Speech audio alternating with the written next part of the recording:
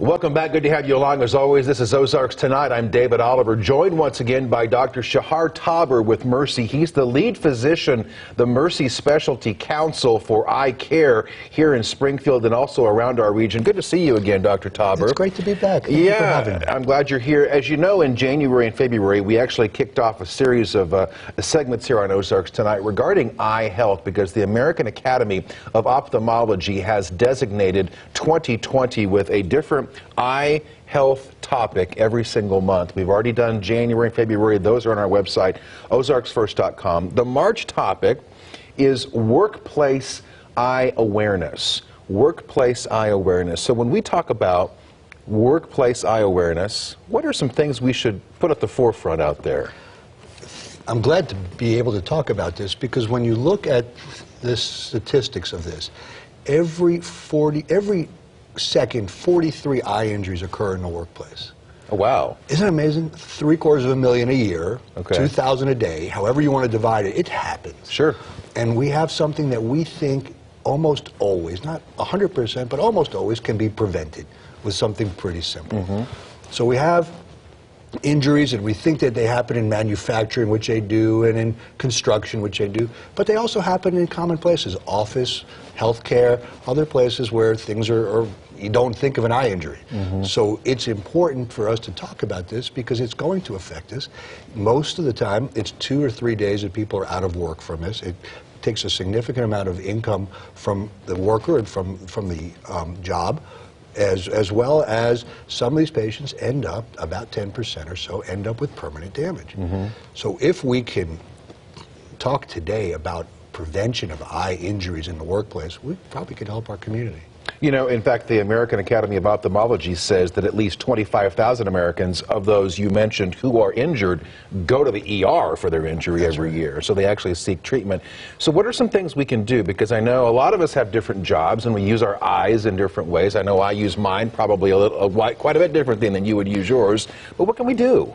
Protect them. Yeah. Realize that things as simple as this little sliver, if we're working on metal, a little sliver getting into an eye can cause tremendous damage, and sometimes irreversible damage. Sometimes when we're working under the car and we're hammering on metal, that little metal projectile can actually get supersonic and get into the eye, requiring surgery to remove it.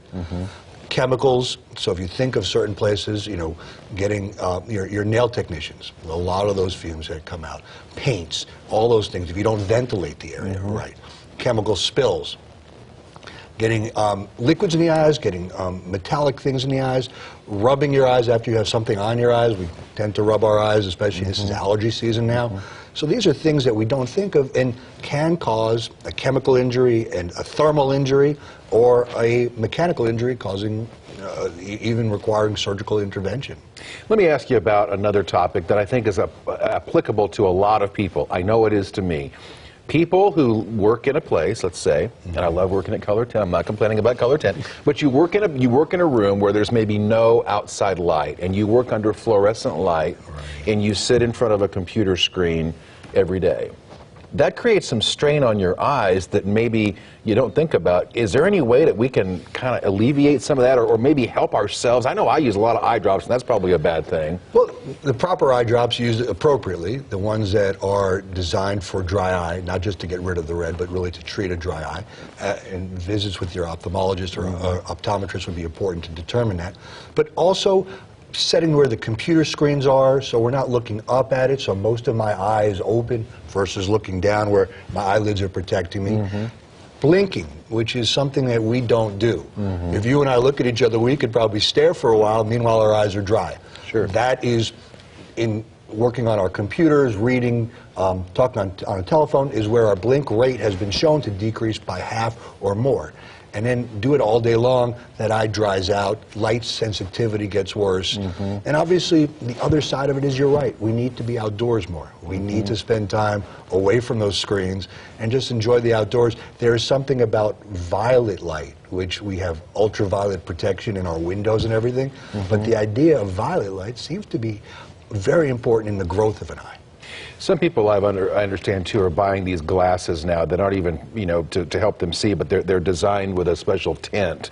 Right. Do you buy into that or not? I think there is something that affects our sleep rhythm, our circadian rhythm, and our ability to sleep with bright lights all the time. So I'll take my tablet to bed with me and read it and then try to go to sleep. But that seems to put a stimulus in there, changing the chemicals in our brain from the eye. So the idea is those screens can be programmed to dim the light a little bit, and you'll see that it goes down at 10 o'clock and comes back up at 5 for me, and then put it away.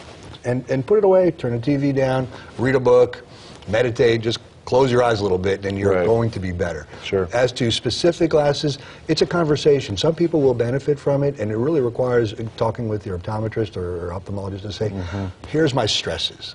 And they'll find potentially some other diseases that are important. All right.